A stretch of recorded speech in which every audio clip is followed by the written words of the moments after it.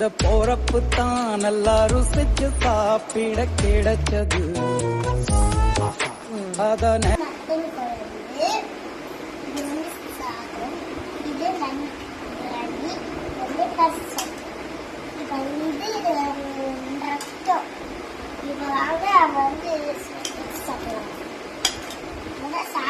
அத நினைச்சுத்தான் மனோ உலகம் முழுவதும் பருக்குது.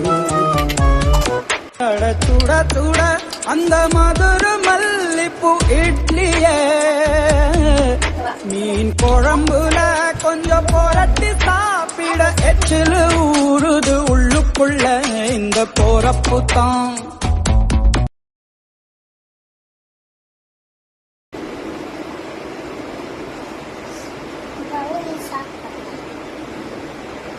Saca.